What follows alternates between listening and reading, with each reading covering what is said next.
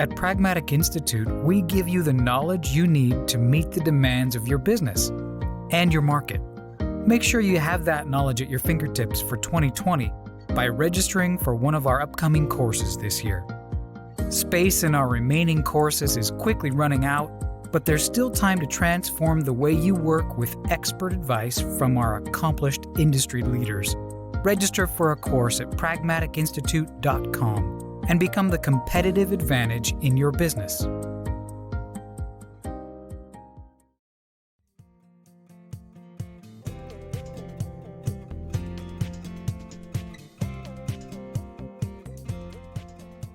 Hello, and welcome to the Pragmatic Live podcast series, where we tackle the biggest challenges facing today's product management, product marketing, and other market and data-driven professionals with some of the best minds in the industry. I'm Rebecca Calageris, Vice President of Sales and Marketing at Pragmatic Institute, and your host for this episode. Today, we're joined by Alex McDonnell, Managing Director at Eigenworks. Alex has spent his career digging into clients and markets to find and deliver actionable intelligence that can help organizations make better decisions. And today, he's here to teach you a little bit about how to listen your way to better buyer insights. Welcome, Alex.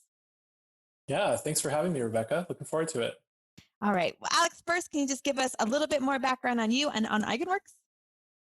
Yeah, for sure. So I'm a market intelligence professional. What that means is I study buyers, customers, markets as a whole, competitors, to try to figure out what's the real story, what's really happening, so that the organizations that I work for can make more informed decisions about what to build and what story to tell that will cut through the competitive noise in the market and land with buyers. So right now at Eigenworks, we run win-loss and churn analysis projects. So we're a really specialized research and consultancy. A typical project or program for us is a batch of in-depth customer interviews where we are talking to recent wins, recent losses, customers who've churned, customers who've recently renewed, and we're trying to get at the real story. The alternative to doing this kind of research is, you ask your sales reps and customer success managers to maybe enter a few things into CRM when they go to close out an opportunity. And that can actually be, we like to say worse than useless, because it's very difficult for a sales rep to understand the real story of what happened. They're kind of the first party to that transaction. And so we get to come in as an independent third party, speak with that customer, unpack their story, their decision, and then distill that down to something useful for our clients. That's what we do at Eigenworks. Before joining Eigenworks, I ran market and competitive intelligence at an online learning company called D2L. I was started as a one-person team there. We grew it to 2 people before I left. We doubled the team. And our job was doing work much like I do at Eigenworks now as a consultant, but doing that in-house. So a couple different perspectives on this work, but yeah, that's me. Great. So basically, you do kind of listen for a living. Listen for a living is a great way to put it, yeah. So you think about all that, I am no doubt you have learned a lot of, I wouldn't want to say tricks and tips because that makes it sound like they're too light, but what have you learned about listening? How do you become a good listener and really hear not only what they're saying, but what they're trying to say? Yeah, it's a great question. So this is kind of a set of techniques that we really pride ourselves on at Eigenworks. I'll give you a few examples. So first of all, like when we do our interviews, we have a structure, but not a script. And the difference there is that, a script is kind of, you're not really following the narrative where it's going naturally. If you had no structure at all, then you'd be coming up with, what questions to ask on every interview on the fly, and that just doesn't scale well. So we have what we call a structure. In general, that structure starts off with very open-ended questions about that buyer's world, what they're trying to achieve in their job, not even, the decision, the win or loss for our client that we're trying to study. Just really wide open, descriptive questions. We're not asking them, why did you make this decision, or why did you start looking for this software or that software? We don't want them in a justification mindset. We want them in a storytelling mindset. So we don't ask, from 1 to 10 type questions. We don't ask what was the most important feature in your decision. We don't want them in that really kind of hyper rational and justifying mindset. We just want them talking about their day to day, their work, their life. And then from there, we do things like play back our understanding. So we have this technique that we call the "it sounds like" statement. This was kind of expanded on in a great book about negotiation called "Never Split the Difference" by Chris Voss. That would definitely be on my recommended reading list for anyone who's interested in this stuff. But it's this way of playing back and distilling your understanding, not just repeating their words back to them, but actually clarifying it in a way that helps them understand what they just said even better. And what you're listening for when you do that "it sounds like" statement is you want to play back what you just heard, and you want them to say something like, "That's right," or "That's exactly right," or even, "You said it better than I did." And then you're really now getting closer to probably the true story. So you've had them open up the story about this decision you're trying to study. You've played it back. You've built a little bit of rapport. You've shown you're truly listening. Then you can start to round out your understanding of this story and actually even put a little bit of pressure on it. So let's say my client thinks that there is this one feature that should, every buyer should be thinking about this feature. Why? Because it's a differentiator for them. And, buyers it's not coming up in every buying decision. So at that midpoint of the interview, I might ask questions that we call the "what about" questions. So what about, a certain feature? And then I get to hear from the buyer whether they were ever even presented with that feature. If they were presented with it, did they understand it? And did they actually see it as unique to our client? So I could pressure the decision a little bit. And then towards the end, we ask what we like to call the "what if" questions. So now that we understand all the variables and all the points in the journey, we try to mess with them. So what if the competitor cut their price in half? What if they were much more willing to negotiate with you? What would have happened? How would that have affected things? So now you still want them in that sort of storytelling mode, but now you're into hypotheticals, right? So those are some of the techniques that we use to get people to open up, share their story, make sure that they feel heard and understood, and then get our clients something that they can really act on, something that's really rich and insightful. So tell me a little bit. Okay, so when you do those interviews, so you kind of have a structure, not a script. Is that right? Yeah, that's it. Perfect. And then playing back what you hear to make sure you understood. And then how do you take what you heard and turn all of that information and all of those stories and anecdotes into data?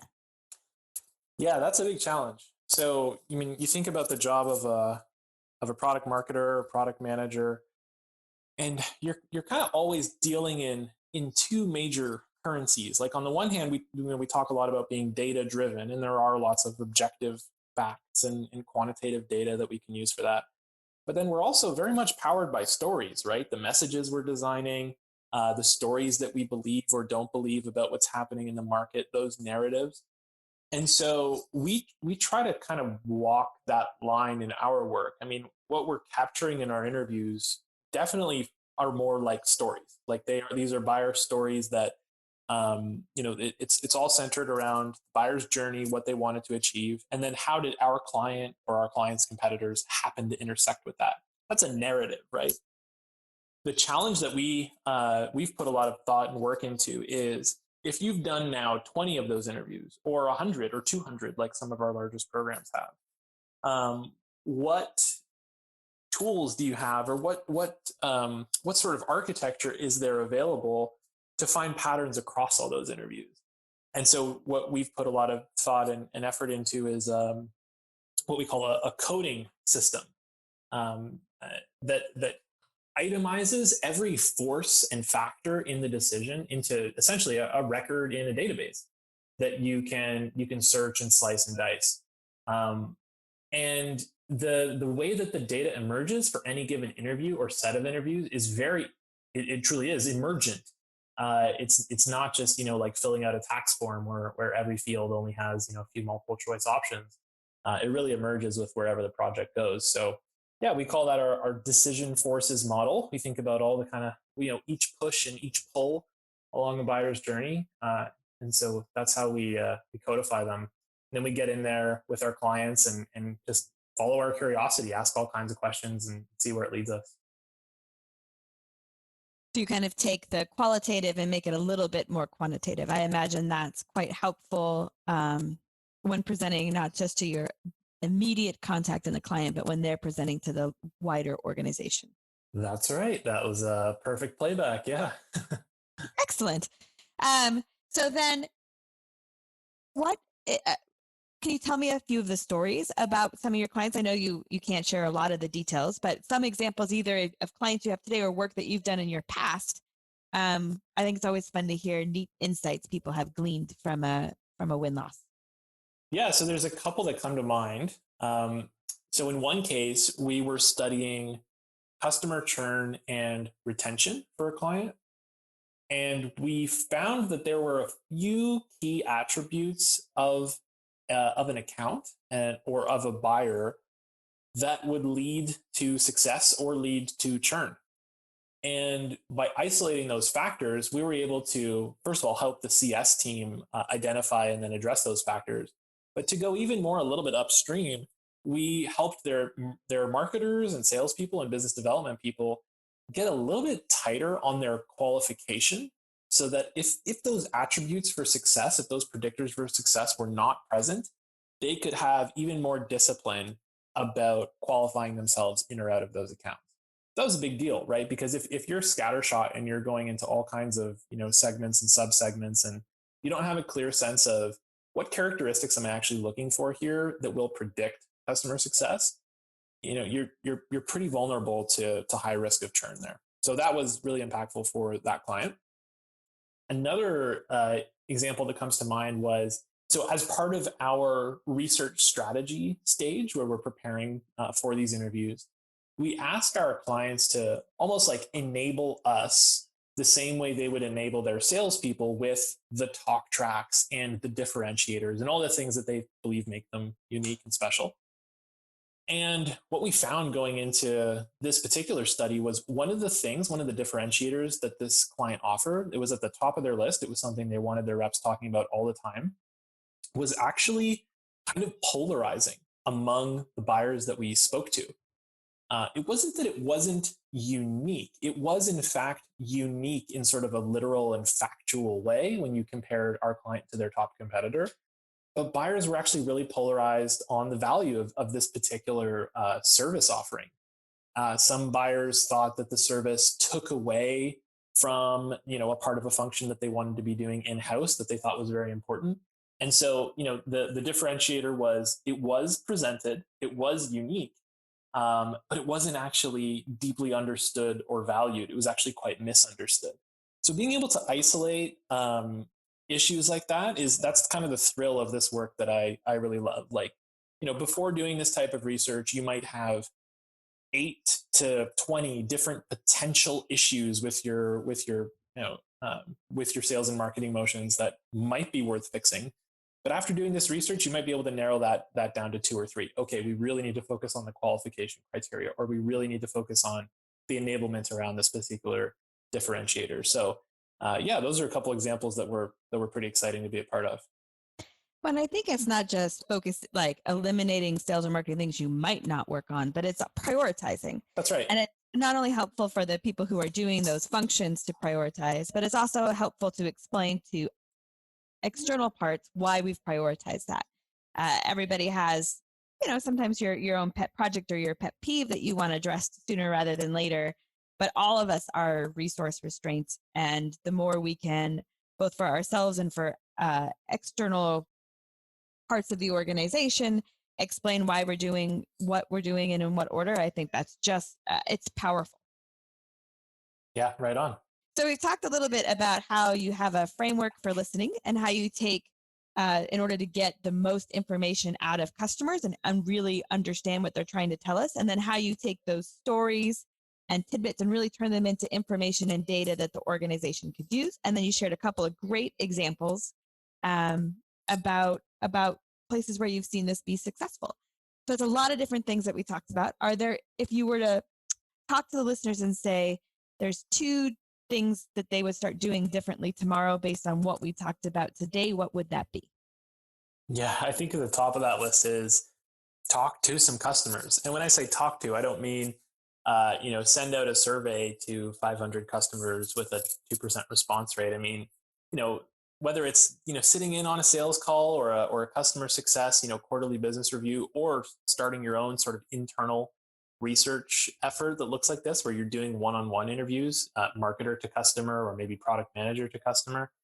This stuff is crucial. I mean, if you can create a collection, like a gallery of buyer stories that all kinds of people around the organization can refer to and learn from, that's a pretty powerful accomplishment. And I think, a pretty awesome place to be professionally or in your career, to be the person who really is the source of truth for all things customer stories, and can actually speak to the realities. Um, Good place to be. Yeah, and one more thing I want to mention, Rebecca, is the person that I learned a lot of this from. His name was Alan Armstrong. He was the CEO, founder, visionary here at Eigenworks. He actually passed away last month, just here in August, and it's been a huge loss, a huge void. He was a leader, a mentor, not just for us, but for this entire community. I know he was, very closely involved with Pragmatic. It was part of his kind of origin in developing some of these research strategies in the first place, was working with key people at Pragmatic. So, I really hope that by just kind of spreading these messages about the importance of deeply understanding customer stories, customer journey, we can pay a bit of a tribute to Alan, because he was a huge influence for me. So I'm grateful for the chance to spread the message here. No, and he was a longtime friend of Pragmatic. He was a passionate believer in being market driven and in listening to customers. And as you said, a thought leader in the space as we look to continue to perfect techniques in this area to make a difference. So I'm glad that you shared your story, and I'm glad that we can all see the influence he had in it. Yeah, in a big way. I mean, if I can share one more anecdote with you, I mean, the skills, the interviewing and listening skills that I learned here at Eigenworks, they have a big impact on the rest of my life. I mean, it's such a universal skill set, asking questions and then listening to the answers, that you can't help but start applying those skills elsewhere once you've learned them. I mean, one example that comes to mind was I was having dinner with my mom and dad, and they're having a bit of a quarrel. My dad was saying that he wanted to get a sous vide machine, one of those kind of gadgets where you put meat in a Ziploc bag and then it cooks it to the perfect temperature or whatever. And my mom was like, no, we don't need more kitchen gadgets. She was, she's just not having it. And with a little bit of playback, with a little bit of active listening, we actually uncovered that, my dad's real interest was not sous vide, but, as he starts to think about retirement, they're both a couple years away. What's he going to put his kind of creative energy and enthusiasm into? He needed a hobby. He needed something that he could pour all his creativity into. And my mom, on the other hand, as they're thinking about downsizing, moving to a different place, just doesn't want to accumulate more stuff. And so what a different conversation you can have when you can get to that underlying level about what people are actually interested in, what they're actually trying to achieve, as opposed to, what they might say on the surface. So, the skills that I've learned here have really had a big impact on my whole life. I mean, I think the world is just a better place if we all practice strong listening with each other. And to your point, that argument or discussion with your parents that they were having is very different than what it looked like on the surface, and you only get there when you really listen. Totally. Awesome. All right. Thank you, Alex. It was a genuine pleasure to have you on today, and I hope we do it again soon. Okay. Thanks so much. All right. That does it for today's episode, everyone. Thanks for listening. And don't forget to join us next week when we tackle another great topic designed to help you elevate your product, your company, and your career.